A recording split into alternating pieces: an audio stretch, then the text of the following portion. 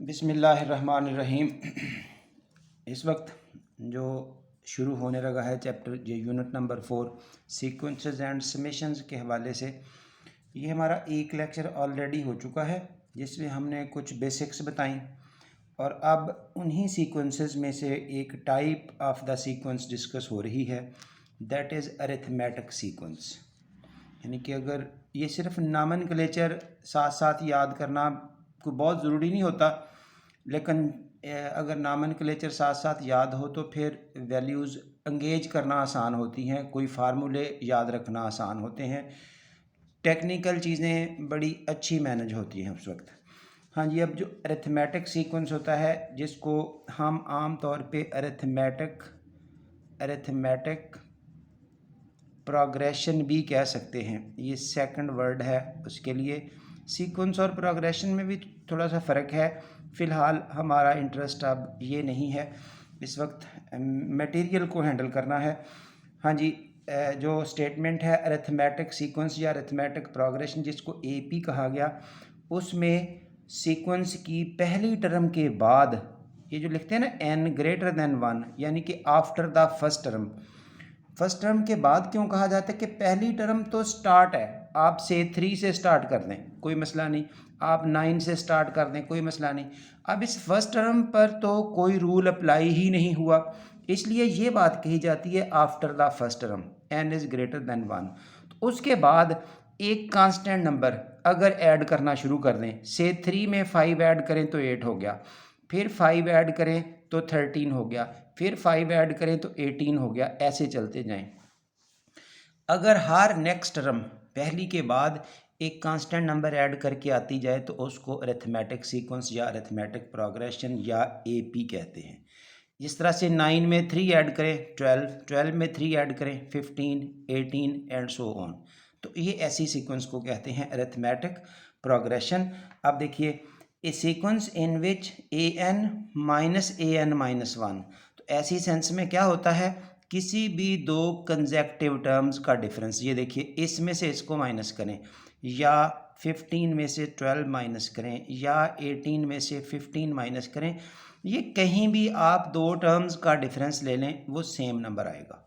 तो यही बात कही है इधर डेफिनेशन में कि ए एन कोई भी टर्म उसमें से माइनस की गई उससे जस्ट प्रीसीडिंग एक कम n माइनस 1, तो उन दोनों का जो डिफरेंस अगर सेम आए तो ऐसे सीक्वेंस को एपी कहते हैं या अरिथमेटिक प्रोग्रेशन कहते हैं। ये जो नंबर सेम आ रहा है इसको बोलते हैं डिफरेंस, डी फॉर डिफरेंस, या टर्मिनोलॉजी यूज़ हो जाती है कॉमन डिफरेंस के हवाले से। हाँ जी, अब आगे बढ़ते हुए ये नेक्स्ट क्वेश्चन आ रहा है, if a n is an arithmetic sequence n belongs to n, यानी कि n की जगह ये नेचुरल नंबर क्यों यूज़ करते हैं, एक्चुअली यूँ होता है a n general term, nth term या लास्ट टर्म ये टर्म का नंबर है, तो ये जनरल के हवाले से कोई भी, यहाँ n की जगह आप 1 2 3 पुट करेंगे, इसलिए ये बोला जाता है n belongs to n, a1 a2 a3, यानी कि जब n की जगह आप 1 2 3 लगाते जाएंगे तो आपको टर्म्स के नाम ये मिलेंगे। तो इस तरह से ये स्टेटमेंट लिखी जाती है, कॉमन डिफरेंस इज़, इनमें से कॉमन डिफरेंस वही डी कैसे आएगा, कोई भी टर्म कहीं से भी कोई टर्म माइनस उससे पिछली, ये देखिए यहाँ दो का फ़र्क है इन दो का, तो अगर इसका आंसर लिखना हो ये बन जाएगा 2d, ऐसे भी आंसर्स होते हैं।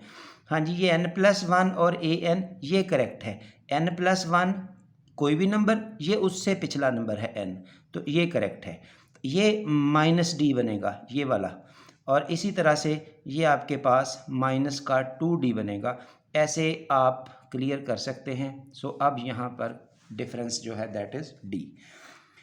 चलिए जी, आगे आ रहा है, इफ़ ए एन यानी कि nth टर्म, कोई भी टर्म आपके सामने ये अवेलेबल है, nth term of the sequence a n equal to this then a2n, तो ये तो इनकी इजी लैंग्वेज ऐसे है कि जब ए एन मौजूद हो उससे जो भी बताना हो, से a5 बताना है तो n को रिप्लेस कर दें बाई 5, 20 बताना है तो n को रिप्लेस कर दें बाई 20, इस तरह से आपके वो रिक्वायर्ड रिजल्ट बनते जाएंगे।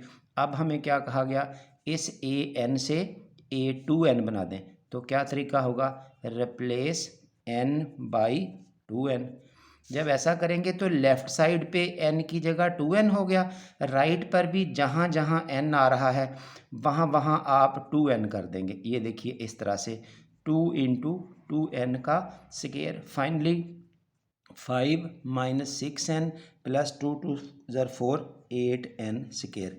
ये आपके पास स्टेटमेंट बन गई है। So answer choices I think ये डी बन गया है। हाँ जी, उसके बाद nth term of an A P is this. ये क्वेश्चन पूछने का स्टाइल नोट करते जाइए।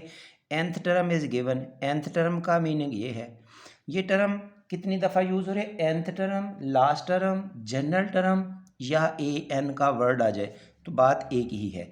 ए n equal to 3n minus 1, ये नाम दिया हुआ है ना, दिस इज़ nth टर्म, तो इट मीन्स ये वैल्यू ए एन की है। अब फाइंड आउट क्या करनी है, 10th टर्म, तो n की जगह 10 पुट कर दें। सो 3 multiply by 10 minus 1 that is 29। So that's it.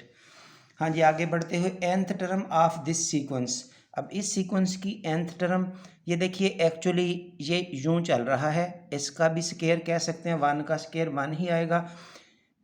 ये जो ऊपर स्क्वायर है ना सबके, ये एज इट इज़ कॉमन है, सबके कॉमन जा रहे हैं, और नीचे 3 सबके आ रहा है, नीचे 3 सबके आ रहा है। असल में यहाँ पर 3/3 था, जो ये नीचे 3 सबके आ रहा है, कैंसिलेशन के बाद 1 बना।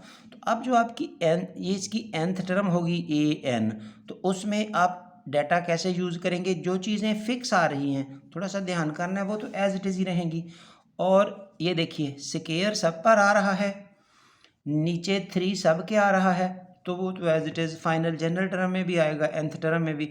अब दरमियान में क्या फिलिंग होगी, ये देखिए 1 3 5 7, ये 2 2 का डिफरेंस है, 1 3 5 7 एंड सो ऑन, ये चल रहे हैं। तो अब इस 1 3 7 और सो ऑन में से यहाँ nth term a n last term कैसे आएगी, तो उसका एक्चुअल फार्मूला ये है, a n is equal to A1 plus n minus 1 into d. थोड़ी सी फार्मूलेशन साथ याद करने को इसलिए एंगेज करवाया जा रहा है कि कम से कम ये किसी भी लेवल पे आपको इन चीज़ों की ज़रूरत पड़ेगी, तो उस वक्त प्रैक्टिस आपकी हुई होगी, तो फिर बच्चा तंग नहीं होता किसी भी स्टेज पे। अब देखिए इसमें हमने nth टर्म बतानी है, तो फर्स्ट टर्म आपको ऊपर से मिल गई यहाँ से 1, प्लस nth टर्म आपने बतानी है, जो कॉमन डिफरेंस है ना ये डी, ये किसी भी जगह से 2 टर्म्स का डिफरेंस है, ये देख लें 7 माइनस 5 वो 2, जहाँ से आपको इजी डिफरेंस लगे आप वहाँ से हल कर लें, 2 डिफरेंस आ गया। तो अब जब इसकी सिंप्लीफिकेशन करेंगे तो 2n माइनस 2, सो ये बन गया आपके पास 2n माइनस 1, यानी कि अब ये वैल्यू आपकी उठा के यहाँ आ जाएगी। तो इस तरह से ए एन बन जाएगी 2n minus 1 over 3 whole square. So that's a part. ये कुछ हद तक डाटा मैनेज करने के तरीके हैं। बहरहाल जब ये प्रैक्टिस हो जाती है तो फिर बच्चा फौरी तौर पे इनको हल करता है। ये नहीं कि अगर इन फार्मूलों को हम कंसिडर नहीं करेंगे तो यहाँ कुछ भी ऐसा लिखा जा सकेगा, उस वक्त हम बेबस नज़र आएंगे। तो ऐसी चीज़ों का ख्याल करना ज़रूरी बनता है। हाँ जी, उसके बाद ये एक स्टेटमेंट आ रही है, sum of n terms of an arithmetic series. तो एक टर्म, अब सीक्वेंस और सीरीज़ का फ़र्क भी यहाँ पर नोट कर लें। सीक्वेंस और सीरीज़, सीक्वेंस में से 1 4 7 10 यूँ चल रहा है, इसको बोलते हैं सीक्वेंस, जिसमें कॉमास डाल के लिखा हुआ हो। और अगर इन टर्म्स को हम सम अप करके लिख दें, ऐसे सम करके, तो इसको बोलते हैं सीरीज़। इसमें आपसे कोई एक टर्म पूछी जाती है कि फ़लाँ टर्म बता दें, से 10th बता दें, 20th बता दें, 100th बता दें, इसमें आपसे सम पूछा जाएगा। S स्टैंड्स फॉर सम, कितनी टर्म्स का, ये n, ये फार्मूला लिखा जाता है। इसके फार्मूले ऐसे हैं, n/2 into 2a1 plus n minus 1 into D.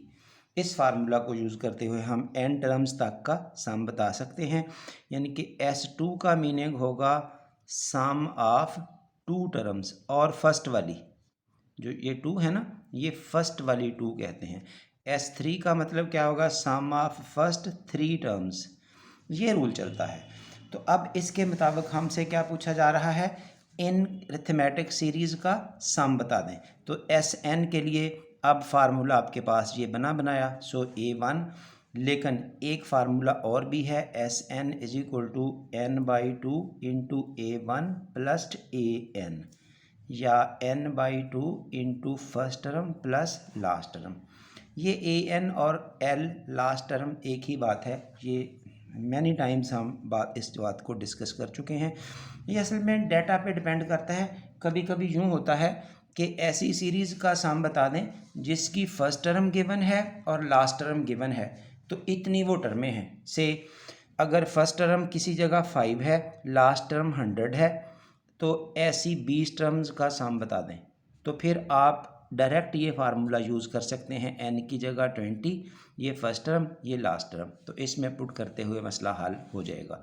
तो इस तरह से ये अब जो ऑप्शन है बोथ A एंड B, यानी कि ये दोनों फार्मूले करेक्ट हैं, तो ऐसी बातों का ख्याल रखना है। हाँ जी, उसके बाद सीक्वेंस की एक और टाइप शुरू होने लगी है।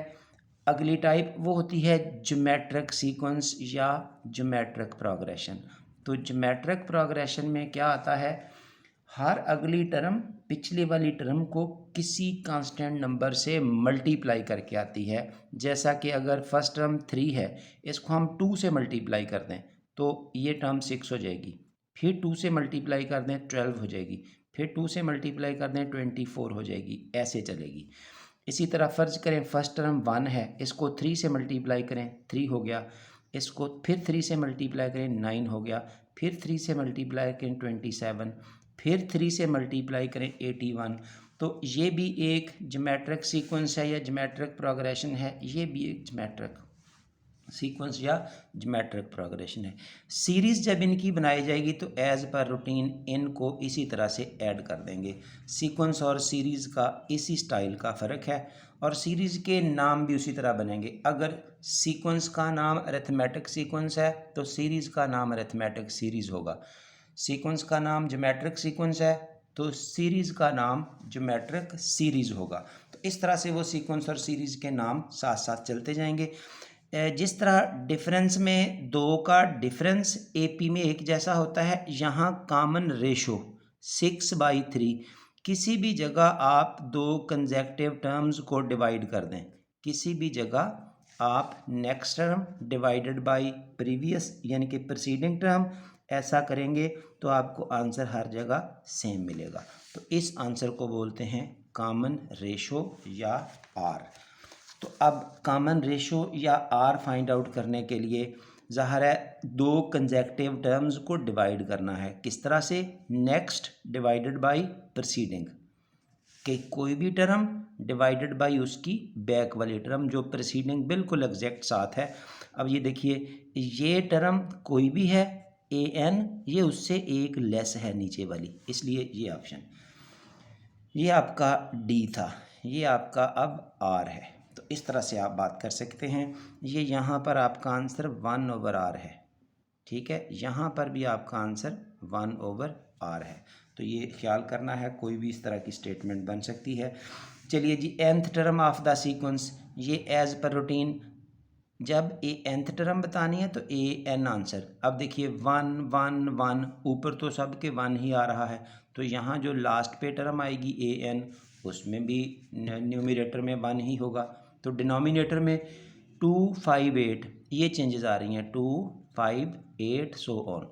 अब आपको कैसे पता चलेगा यहाँ nth पे पहुँच के क्या आएगा, तो ये आपको डिफरेंस नज़र आ रहा है, 3 3 ऐड हो रहे हैं, तो इसके मुताबिक ये आप फार्मूला लगा दें, A1 + n-1 इंटू D। ये देखिए फर्स्ट टर्म इसकी है 2, n ही रखना है, कॉमन डिफरेंस इनका 3 है, किसी भी जगह से 2 का डिफरेंस। जब इसकी सिंप्लीफिकेशन करेंगे तो 3n-3 and after this 3n-1, ये डिनोमिनेटर में ये आ जाएगा 3n-1। So this is nth term. अब आप देख सकते हैं आंसर चॉइस इज़ A। हाँ जी, इसी तरह से if D is common difference of arithmetic sequence this, then ये 2D बनता है, ऑलरेडी भी बताया जा चुका है ये इस हवाले से, D और 2D's इससे पिछले पार्ट में। हाँ जी, उसके बाद ये एक सम के हवाले से छोटा सा क्वेश्चन बता के फिर आगे हम सिग्मा नोटेशन पे बात करेंगे। तो सिग्मा नोटेशन भी साथ साथ इसी तरह मूव होगी। ज़ाहिर है जितने जितनी चीज़ें हम साथ साथ मूव करते जाएंगे वो सब की सब आपकी रेंज में आती जानी चाहिए और आगे उनकी प्रैक्टिस मज़ीद मिलती जाएगी और वो अच्छे तरीके से याद होता जाए।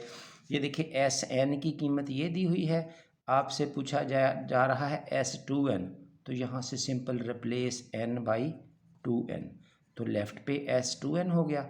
जो हम चाहते हैं बनाना राइट पे इसकी जगह भी 2n कर दें। जब 2n करेंगे तो 2n प्लस 1 का स्केयर, अब एज इट इज़ फॉर्म में है ओके, नहीं तो इसका स्केयर खोल दें, a का स्केयर प्लस b का square plus 4ab, so that's it.